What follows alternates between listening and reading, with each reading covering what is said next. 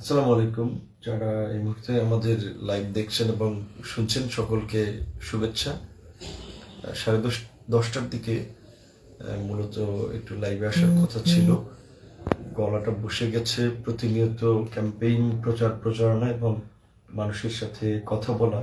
আপনারা জানেন যে নির্বাচন উপলক্ষে আমি সহ বিশেষ করে সকল প্রার্থী যারা নির্বাচনে অংশগ্রহণ করছে অত্যন্ত একটা ব্যস্ত সময় পার করছে।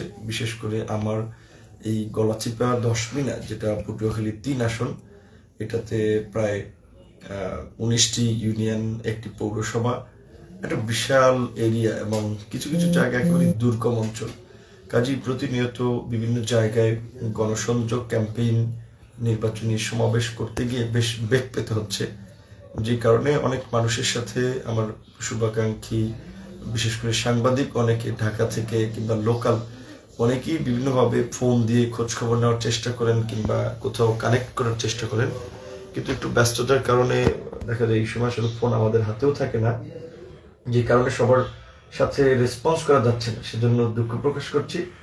আজকে মূলত যে উদ্দেশ্যে আসলে আমরা কিছু কথা বলতে চেয়েছিলাম লাইভে এসে, সেটি হচ্ছে যে আগামী ত্রয়োদশ সংসদ নির্বাচনে আপনারা জানেন যে বাংলাদেশের আমাদের যারা দেশের বাইরে থাকেন, আমাদের ডায়াসপোরা কমিউনিটি বা প্রবাসীরা প্রথমবারের মতো তারা ভোটদানের সুযোগ এবং অধিকার পেয়েছে। এবং এটা বলতেই হবে যে এই অধিকারের প্রশ্নে এবং এই সুযোগ সৃষ্টিতে গণ অধিকার পরিষদ এবং গণ অধিকার পরিষদের সহযোগী সংগঠন, দেশের বাইরে প্রবাসীদের নিয়ে যেটি গঠিত প্রবাসী অধিকার পরিষদ সোচ্চার ভূমিকা রেখেছে, সরব ভূমিকা পালন করেছে। বিশেষ করে প্রবাসী অধিকার পরিষদ তার প্রতিষ্ঠা লগ্ন থেকেই 10 দফা দাবি, প্রবাসীদের লাশ দেশে আনা, তাদের দেশের প্রপার্টির নিরাপত্তা থেকে শুরু করে তারা যেন দেশে এসে তাদের ব্যবসা বাণিজ্য কিংবা তাদের প্রপার্টি নিয়ে কোনো ধরনের ঝামেলায় না পড়ে, সেজন্য প্রবাসীদের সুরক্ষায় একটি আলাদা আইন করা এবং প্রবাসীরা যেন স্বল্প খরচে দেশের বাইরে যেতে পারে, যেটা আমাদের নেপাল, ভুটান সহ, বিশেষ করে নেপাল, ভারত সহ প্রতিবেশী দেশগুলোতে যেই সুযোগটি রয়েছে। এই রকমের বেশ কিছু দাবি এবং তার মধ্যে অন্যতম দাবি ছিল যে প্রবাসীদের ভোটের অধিকার নিশ্চিত করা। যদিও এটা ঠিক যে আমরা মিডিয়া কিংবা নানানভাবে আসলে আমরা আমাদের দাবি কিংবা যেটা আমরা শুরুর দিকে জনসম্মুখে আনি, পরবর্তীতে সেটা বাস্তবায়ন হয়, হয়তো আমরা ক্রেডিট নেই না কিংবা এটা নিয়ে আসলে প্রতিযোগিতা যে আমরা করেছি আমাদের দাবি, সেটা নিয়ে আমরা বেশি প্রচারণা করি না বা বলি না। কারণ আমরা মনে করি যে রাজনৈতিক দল হিসেবে, রাজনৈতিক নেতা হিসেবে, নাগরিক হিসেবে আমাদের কাজই হচ্ছে জনগণের সুযোগ সুবিধা নিয়ে কথা বলা, জনগণের অধিকারের পক্ষে দাঁড়ানো এবং সেই অধিকার আদায়ে পাশে থাকা। তো আমরা বাংলাদেশের অত্যন্ত একটা ক্রিটিক্যাল সময়ে, যখন যেই সময় আসলে বলা চলে অনেকে আপনার বিশেষ করে রাজনীতিতে অংশগ্রহণ করাটা একটা ভয়ের, আতঙ্কের মনে করেছিল কিংবা রাজনীতি থেকে অনেকে মুখ ফিরিয়ে নিয়েছিল, ঠিক সেই সময় কিন্তু আমরা অত্যন্ত প্রতিকূলতার মধ্যে বা প্রতিকূল সময়ে আমরা সরকারি চাকরিতে তরুণ শিক্ষার্থীদের মেধার মূল্যায়নের দাবিতে যে কোটা সংস্কার আন্দোলন, সেই কোটা সংস্কার আন্দোলন থেকে শুরু করে আমরা কৃষকের উৎপাদিত ফসলের ন্যায্য মূল্য, গার্মেন্টস শ্রমিক সহ শ্রমিকদের ন্যূনতম মজুরি, বিভিন্ন শ্রেণী পেশার মানুষের অধিকার আদায়, বিশেষ করে আপনারা দেখেছেন শিক্ষকদের অধিকার এবং মর্যাদা প্রতিষ্ঠায় আমরা দীর্ঘদিন ধরে খুব জোরালো আওয়াজ রেখে আসছিলাম যে যেই শিক্ষকরা সমাজের কারিগর কিংবা জাতির মেরুদণ্ড শিক্ষা, সেই মেরুদণ্ডকে সোজা রাখে বা তৈরি করে, সেই শিক্ষকরা ফার্স্ট ক্লাস তাদের চাকরি পাওয়া দরকার এবং তাদের চাকরিকে প্রথম শ্রেণীতে উন্নীত করা দরকার। এবং শিক্ষক সহ সরকারি কর্মকর্তা কর্মচারীদের বেতন কাঠামোগুলো, যেটা আপনার পে স্কেল বলে, এটা একটা পরিবর্তন দরকার, এটাকে উন্নীত করা দরকার। এবং আমরা বলেছিলাম যে সর্বনিম্ন 20,000 টাকা বেতন করা দরকার। তো সেটি হচ্ছে, বিশেষ করে গ্রেডিং একটা ভালো পরিবর্তন আসতেছে। এটা আমাদের একটা সাকসেস বা সফলতা। তো আমরা যেটা বরাবরই বলে থাকি যে আমরা কখনোই শুধু নিজেদের দল বা নেতা কর্মীদের স্বার্থ কেন্দ্রে কথা বলি না বা চিন্তা করি না। আমরা অনেকদিন ধরে বলে আসছি যে বাংলাদেশের মানুষ, অধিকাংশ মানুষ দারিদ্র সীমার নিচে বাস করে, অসচ্ছল, চিকিৎসা ব্যয় মেটানোটা তাদের জন্য খুব চ্যালেঞ্জিং। বিভাগীয় পর্যায়ে অন্তত ভালো কিছু হসপিটাল করে তাদের সেই চিকিৎসার অধিকারটুকু নিশ্চিত করা দরকার। তো আমরা আমাদের এই কথাগুলো বলে আসছি এবং আলহামদুলিল্লাহ এইগুলো অনেকগুলোই এখন বাস্তবায়ন আসছে। আপনারা জানেন যে গণ অধিকার পরিষদ 2021 সালে তার প্রতিষ্ঠা লগ্নে 21 দফা কর্মসূচি ঘোষণা করেছিল, যেখানে তারা বলেছিল যে একই ব্যক্তি দলীয় প্রধান সরকার প্রধান নয়, রাষ্ট্রপতির মতো প্রধানমন্ত্রী 2 বারের বেশি কেউ হতে পারবে না।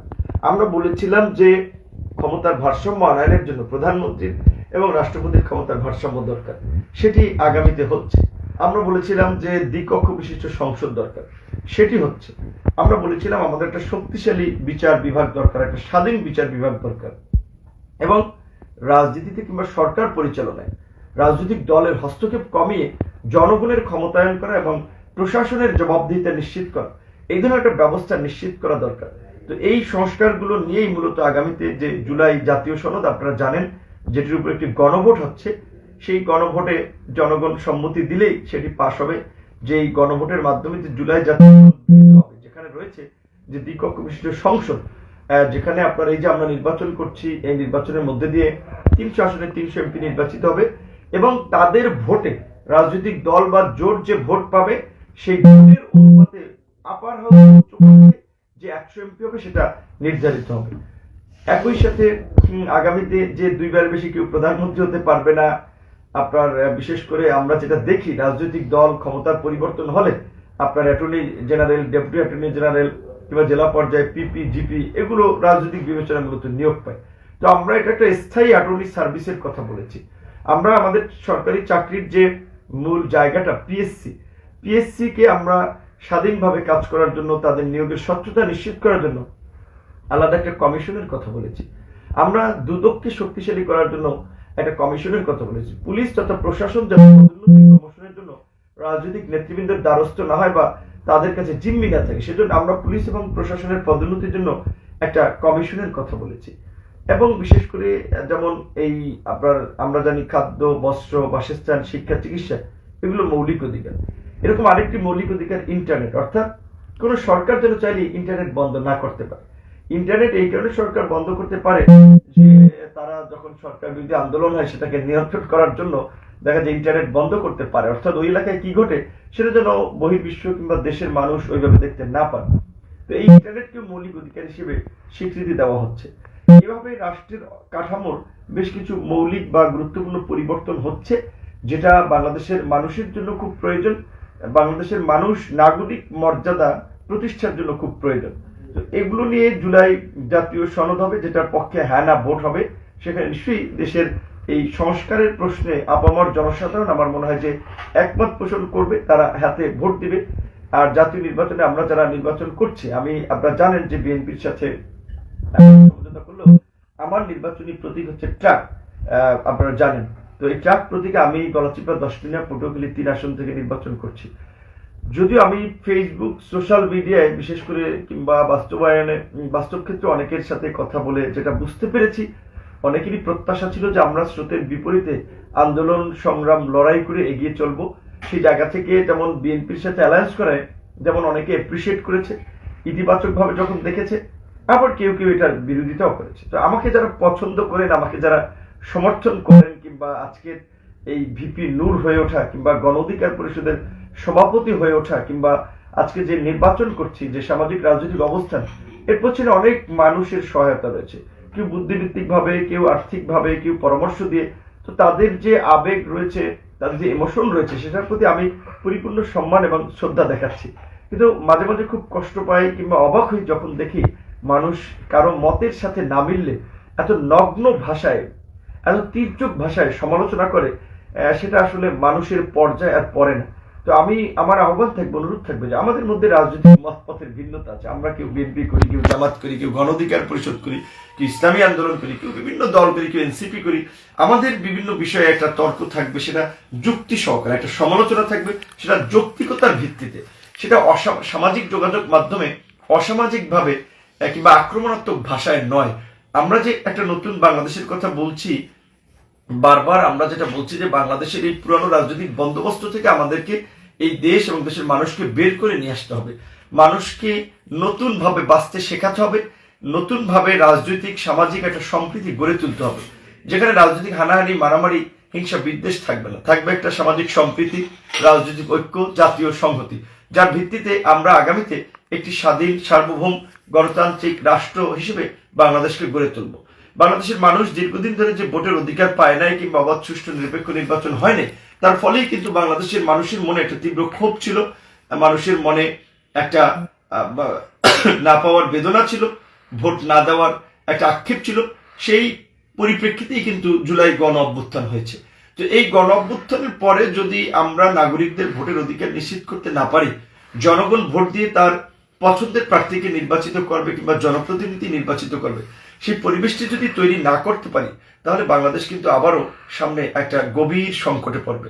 এবং আপনারা ইতিমধ্যেই লক্ষ্য করছেন যে বাংলাদেশের এই চলমান নির্বাচনকে বানচাল করার জন্য দেশি বিদেশি বিভিন্ন অপশক্তি কাজ করছে। তারা বিভিন্ন আলোচিত প্রার্থী তাদেরকে টার্গেট করে একটা কিলিং মিশন নিয়েছে।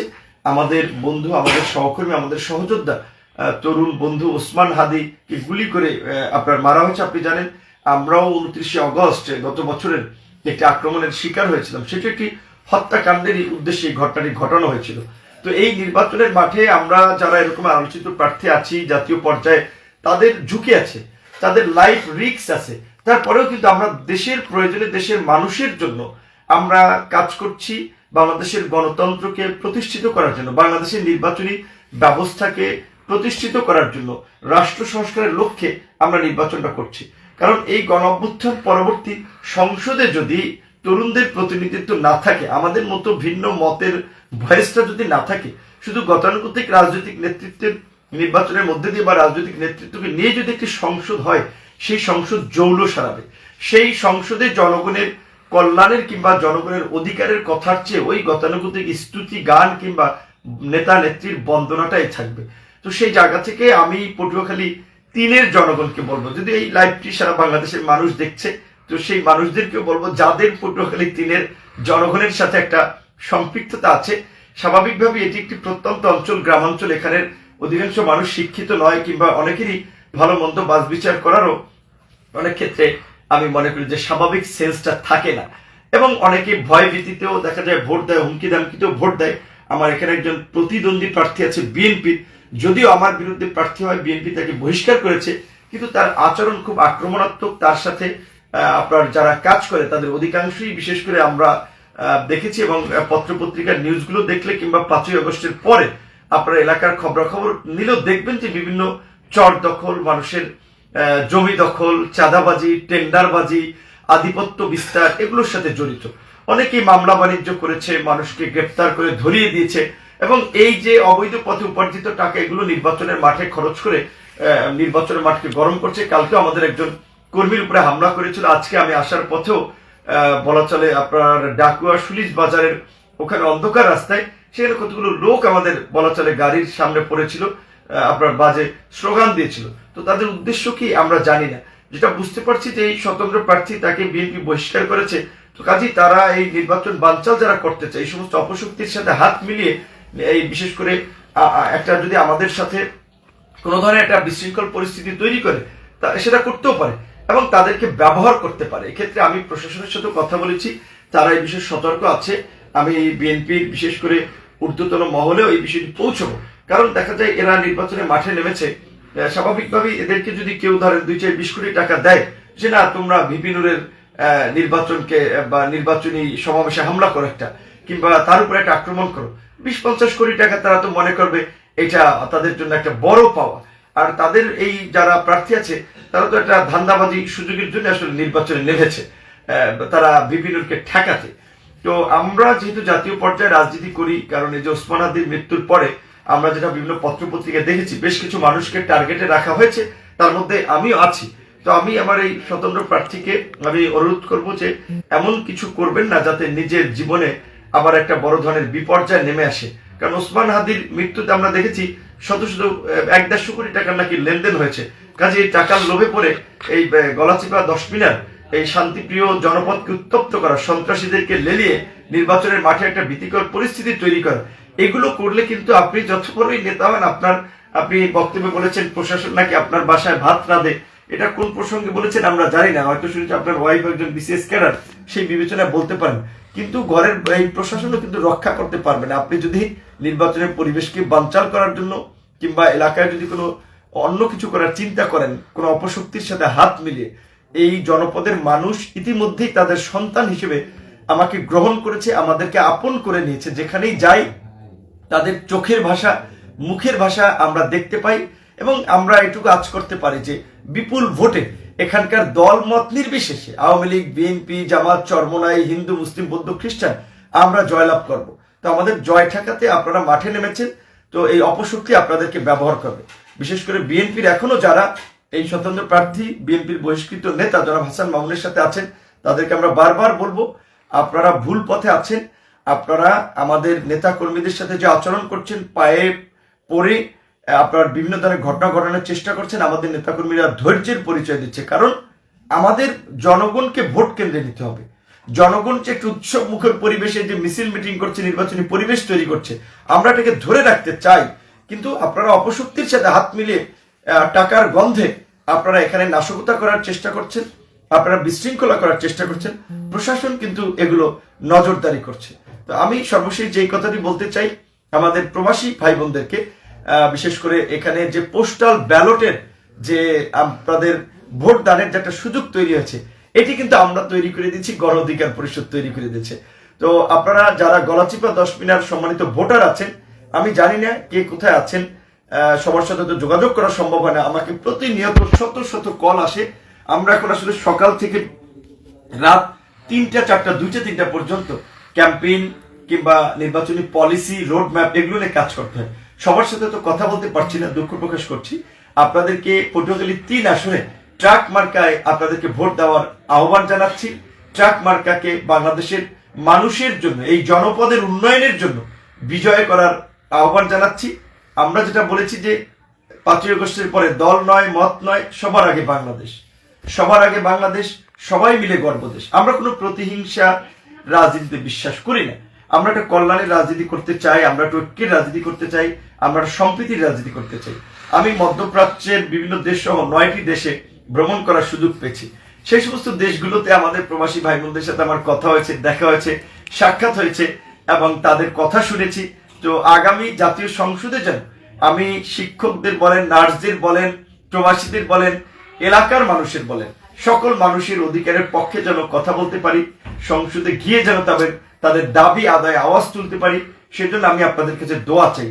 আপনারা যারা আমার এলাকার ভোটার না, গলাচিপা 10 মিনার, আপনাদের কাছে দোয়া চাই। মানুষের দোয়ায় ভাগ্যের পরিবর্তন হয়, আমলে মানুষের ভাগ্যের পরিবর্তন হয়। কাজেই আপনারা আমার জন্য আমল করে একটু দোয়া করবেন, যেন আল্লাহ পাক আমাকে সুস্থ রাখে, সকল ধরনের বিপদ আপদ থেকে হেফাজত করেন, অপশক্তির কালো থাবা থেকে যেন আল্লাহ পাক আমাকে রক্ষা করে। আমি আল্লাহর সন্তুষ্ট অর্জনের জন্যই, মানুষের কল্যাণের জন্যই কাজ করার চেষ্টা করি, মানুষের পাশে দাঁড়ানোর চেষ্টা করি। সেই জায়গা থেকেই গলাচিপা 10 মিনার পটুয়াখালী 3 আসনে আগামী সংসদ নির্বাচনে প্রার্থী হয়েছে। এবং বিশেষ করে আমার প্রবাসী ভাই বোনদের প্রতি আমি আহ্বান জানাবো যে আপনারা বিভিন্ন দলের মানুষকে ভোট দিবেন, বিভিন্ন দলকে ভোট দিবেন। পটুয়াখালী 3 আপনারা অন্তত ট্রাক মার্কার পক্ষে ভোট দিবেন। আপনাদের প্রতি সেই আহ্বান রেখে আজকে আরো অনেক ডিটেলস কথা বলার ছিল, কিন্তু আজকে বেশি কথা বলবো না, গলাটা বসে গেছে। বেশি কথা বললে আবার মানুষের সাথে কথা বলতে পারবো না। আপনাদের সকলকে ধন্যবাদ এবং শুভেচ্ছা জানাই, আপনাদের দোয়া চাই। আসসালামু আলাইকুম।